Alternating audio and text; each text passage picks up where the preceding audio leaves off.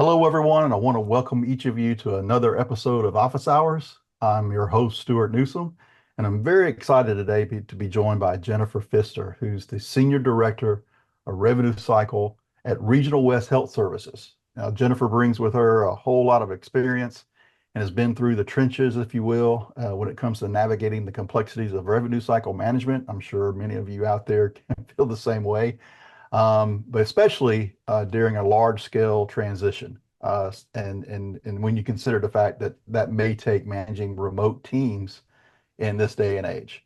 So Jennifer, how you doing? Okay. You always have to have a positive attitude going into the conversion. So everything will work out perfectly. Yep. Hey Jennifer, I think we're having a little trouble with your audio. I don't know if you're Oh, uh, can you hear me? just barely. Okay. There, that's better. Is that better? Yes.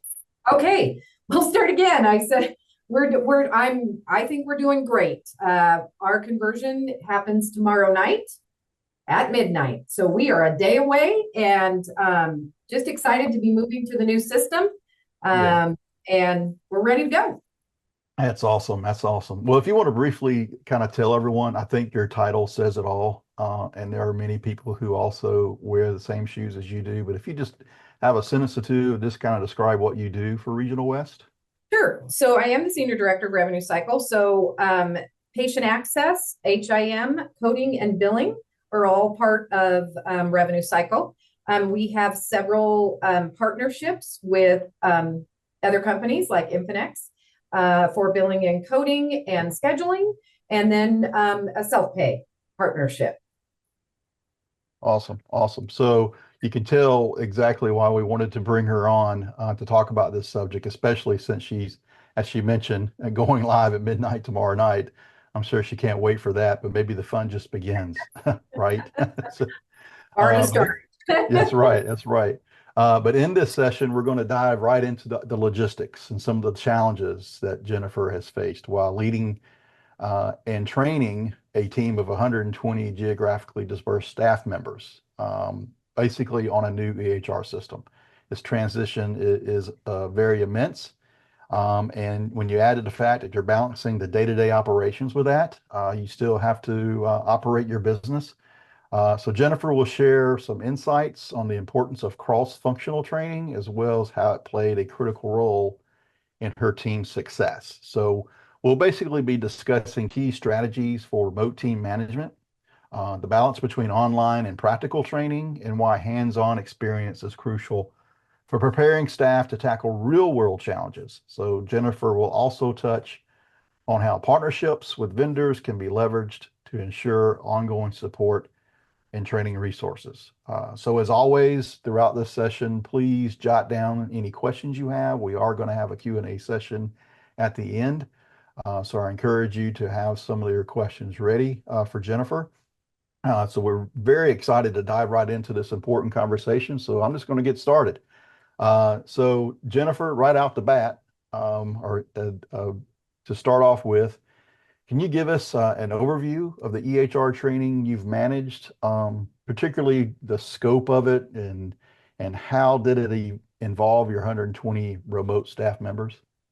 Absolutely. So training for Rev Cycle, I will say transitioning to the new EMR has actually, it's been a really great experience. We had to think outside the box just because of our partnerships, and staff are not on site for billing, coding, some scheduling staff, and some prior auth functions. They are all remote. So the training did start out with the idea of doing a 4-hour online and then a 4-hour practical piece of the training per class. We, of course, had to make that a hybrid. If you're not on site, you can't be in person to do that practical training. And so we sort of thought outside the box and came up with a different plan, but it certainly was a little bit more complex when you have so many remote staff. The 120 remote staff that you did mention, Stuart, is the billing and coding staff. So that is not all of the remote staff that we were also trying to train and get scheduled for. So it was definitely a huge scope for me. Right, right. I can imagine. Very complex. When you consider that, so what were some of the initial challenges you faced, especially Sure. considering you were working with this dispersed team over different time zones, different geographies, obviously Yes. different mindsets. I would say every time zone for the United States was represented in that remote staff that we had to consider. We also had one coder that is located in England, so a huge time zone difference there. Mm-hmm.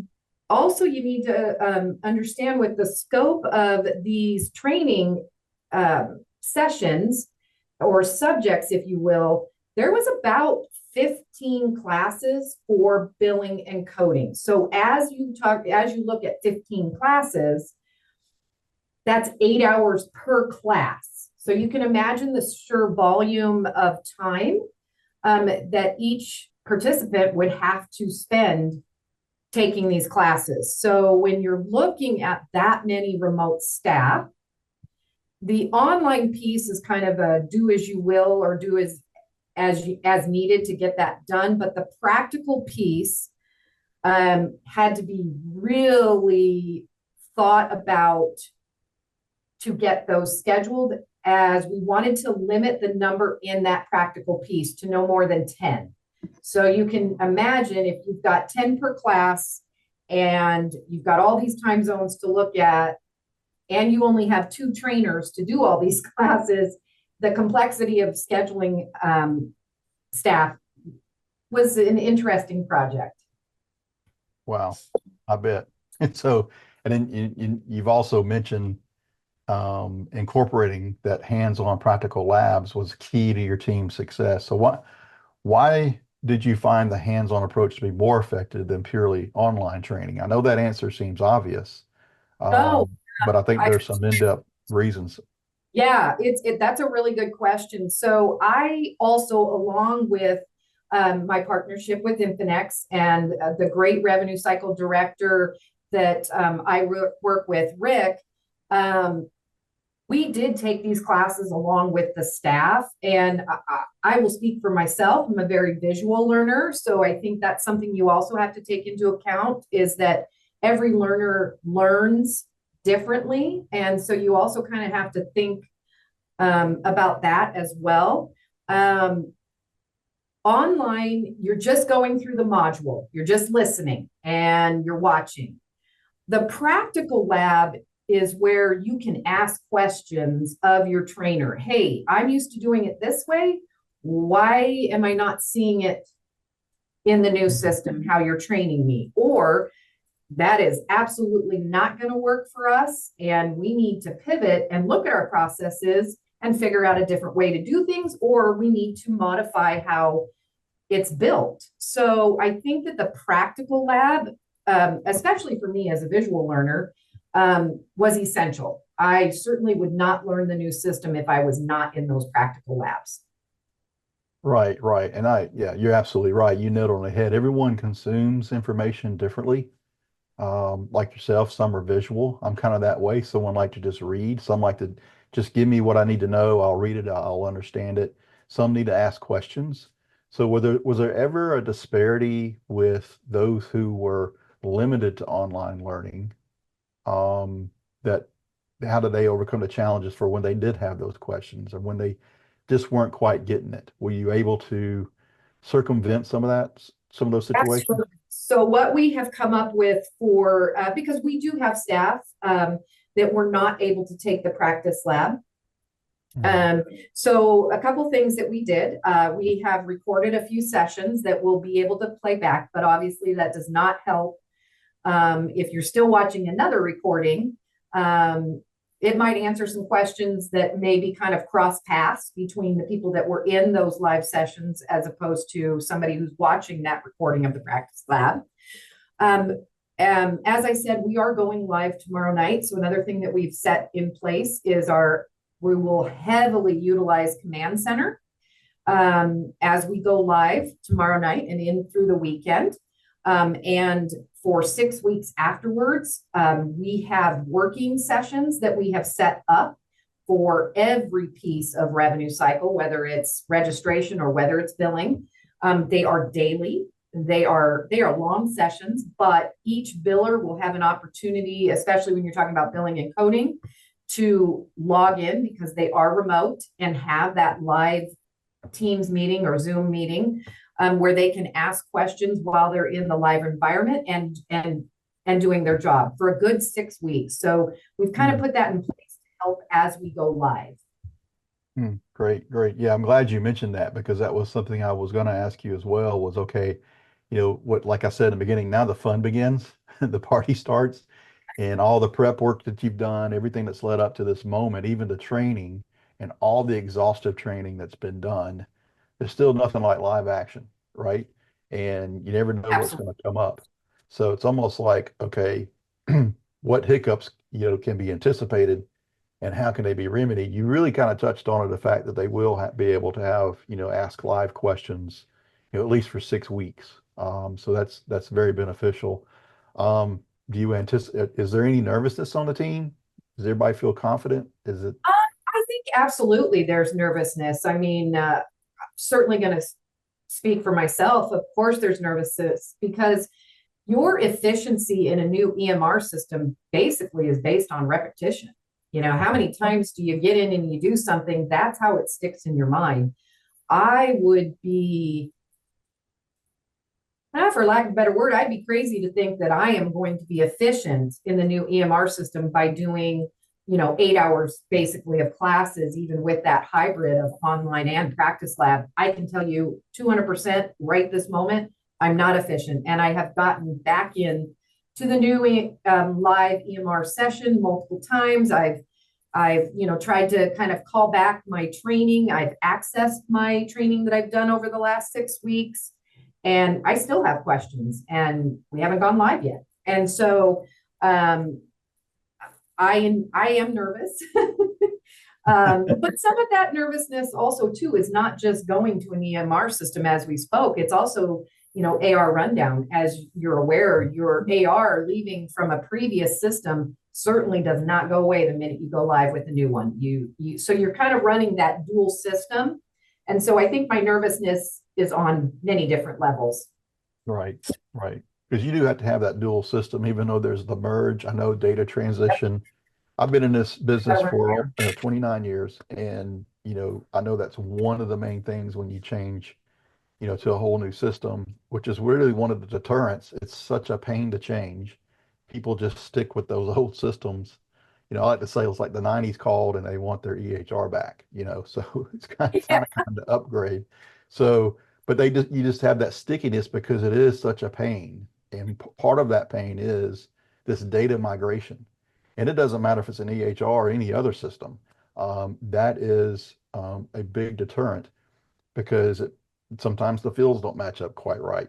There should be standards in place. There are standards in place, but we all know no one follows the standards exactly. So there's going to be some matching that has to be done. But, through all that, it sounds like all you can do is prepare for the best and the best case scenario, still anticipating there's going to be hiccups.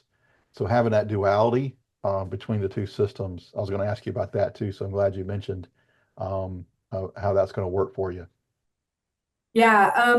So when you're looking at going to a new EMR system from a previous EMR system, you do a lot of conversion. And, let's be honest, there's never, even if you do an automatic or a auto through an interface conversion, it's never 100%, and you always verify. So from a charge perspective, we will do a conversion out of our old EMR system into our new, excuse me, but then you got to kind of work in two systems. You got to have one up on one screen, one up on the other, and you got to verify. You have to verify the build and that you built it correctly. And also to remember that, I apologize, sorry, that you need to remember that you want to embrace the new processes. And I think a lot of times change is hard. And and you don't want to get stuck in previous processes. Because it's really easy to say, I've done this way for 15 years. You Mhm. know, when you're talking about old EMR systems, I mean, I go clear back to the DOS billing system where it was F5, F9, F4. Keystrokes, right? Mm-hmm. Before there was ever a mouse. Or, yeah, Yeah. And so, and we've definitely come far. And so right.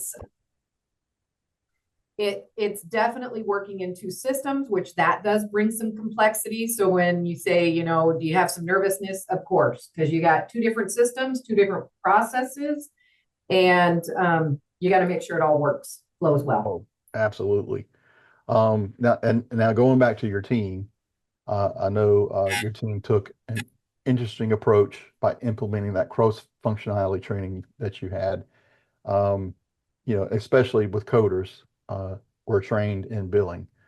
Yes. So how did this benefit your team's overall performance? We haven't gone live yet, so I can say that I feel like this was in partnership with Rick. Um, when we were discussing how we wanted to do this training, I think that it was very essential that I think a lot of times in revenue cycle, it's very easy to sit in silos. I have my registration staff and they don't need to know anything about billing, which is very unfortunate thinking because from beginning to end, we all function together. And without one piece of that, you do not have a functioning revenue cycle department. So the idea of cross-functional training, I think, became very important to us, so that coders understand billing and vice versa, because they're an integral part in getting these claims paid for patients. And so while you might not have any contact with patients, you might be them through me. If I have a Right. patient calling, you need coders that understand the world of revenue cycle. And I think that's why we took that approach is, and frankly, for a lot of my career, while it maybe was not a popular idea where I'm located, I cannot stress cross-functional ideas, education, or training has to happen. You have to have staff through the continuum that understand the full revenue cycle picture, or they don't, in my eyes, they just don't function as well. So I do believe in cross-functional training. I think that it helps give them that knowledge base to understand why something needs to look the way that it needs to look, whether it's billing, coding, registration, prior auth, scheduling, doesn't matter. Yeah. Yeah. Totally agree. And now looking back, are there any aspects of the training process you would approach differently to make things smoother? Well, I would say this has probably been the largest scale implementation of the training process that I've ever done. I would probably start months earlier. I think what I thought would not be as complex as it really became a huge part of my day daily to make sure that the scheduling of all of the practice labs was going to work for everybody. You know, we kind of, I'm in Mountain Time, and our trainers were available from 8 to 5, Monday through Friday, Mountain Time. Mhm. And so when you have to look at where everybody was geographically located, it made that very complex. And then you also add in there the complexities of, hey, let's be honest, there's a lot of staff that have younger kids that would need to be picked up, from daycare earlier. So there was a lot of schedule, reschedule, schedule, rescheduling. And so I think if we had started earlier, I would have felt more of a comfort level, because I feel like we kind of got to the end of getting everybody scheduled, and that was a mad dash. So I think the only thing that one of the major things I can take away from that is we needed to start sooner. Right. Right. That absolutely is. It seems like there's never enough time, you know, Right. and time seems to be the one thing that's the most equitable thing everybody has, right? It's just Yeah. how you spend it. But yet we always run out of time. So Yes. Well, and with that, I know that during our prep for this, you have mentioned implementing some ongoing learning through what is called the ULearn platform. Sure. How has So this this platform helped your team, basically? So the ULearn platform is part of the initial training. That is where our online, like pre-class before the practice labs were located. That ULearn platform will be available for anybody that we have to onboard after we go live with our new EMR system. The ULearn platform also houses any online training that either basically that's offered for our new EMR system. So we will continue to utilize that. We've kind of what we've implemented going forward is just reiterating to staff that this is a resource that they have. We've also implemented the idea of where we can house some of the videos that we captured from our practice lab training. We're trying to get that set up so that staff can access those moving forward. We also have the opportunity within our actual EMR system to have short videos that are also located actually within the EMR system, like modules that they can access, especially when you look at updates or new staff onboarding. So we're trying to make sure that we keep the most up-to-date education available to any staff member. Nice, nice. Yeah, it's important to invest in tools like that to make sure that everyone can perform their jobs. And if there is a question or new developments, they become aware of that. Keeping informed is so crucial with anything. So glad to see that that was implemented as well. Very good. Yes. Well, Jennifer, I really thank you for sharing all your insights with us. We're now just going to open it up for questions.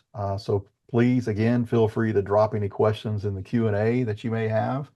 We'll address them as appropriate.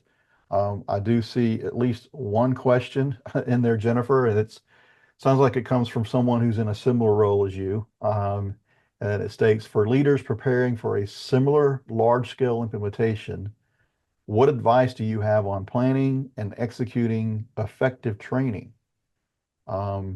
Maybe answer that beyond, kind of what you've already covered for the last 20 minutes or so. Sure. So I would definitely say, think out of the box, think large scale, think you've got to start that training conversation pretty early on. That would be my recommendation. Think about, I will say as I was implementing the training schedule and working through that, that's when I thought about all of the geographic areas. Have that on your list right away from the very beginning, because some of the things that came up or the requests to reschedule classes, I hadn't even thought about that. I think it's definitely knowing your staff, where they're located, through the partnership with Infinex. I didn't know where some of those coders were located. And so it was very eye-opening that in the very beginning, when we started discussing it, I had not thought of that. So I would just make sure that, you're really thinking ahead. Right. So it really does sound like Infinix played a key role in this for you. Absolutely. Without the partnership and co-working with Rick, it certainly would not have come together. While I might have done a lot of the organizational pieces, it is a constant communication that I have with Rick. Daily, every other day. We have an open line. Even in the practice labs, it's pinging stuff off of each other, and he is very knowledgeable. And so what he brings to the table, certainly I would not have been able to complete my job without him. So absolutely the partnership. Yeah, because I think one mistake a lot of people make is they just depend upon the vendor to hold their hand through the whole process. And we know vendors are certain competitors. Certainly the vendor you're leaving may not be as cooperative, even though I know it's best to leave politely and to leave on good terms, because you never know when you may be back. However, the new vendor, some people just depend on that vendor. Hey, walk me through. But as you've illustrated here, it does take someone, like Rick and his team, to hold your hand through that process and think of things that you probably wouldn't have thought of, or even the vendor wouldn't have thought of based on your particular situation. I think you hit the key right there. And I want to be very clear when you're talking. And that's why, honestly, I know it sounds odd. I don't ever use the term vendor. I truly think that you have to have, I have a partnership with Rick in working through our billing and our coding. And you have to. I have a partnership with myself, if you want to call it your self-pay vendor. I have a partnership with the new EMR system, just like you need to have a partnership with your previous. You really can't look at them as vendors. I think for me, I guess the way that I look at it is kind of a negative connotation. It Right. has to be a partnership. You have to work together with good communication, or it will not be a successful implementation. Yeah, exactly. Couldn't agree with you more. Partnership, and it's about relationship. Um, Absolutely. and that's one of my tenets is it's relationships and really listening and caring for a problem that your client may have and how can you help that with that problem. Yes. So well, this has been an awesome time, Jennifer. Really enjoyed having you with us and you sharing your insights. We hope to have you again sometime. Thank you Um, very much for having me. I appreciate Awesome. it. Awesome. So, and with everyone else, just stay tuned for next week's office hours. We're going to have another great episode for you. So be on the lookout for registration opportunities for that. And with that, I hope everyone has a great day and thank you for joining us.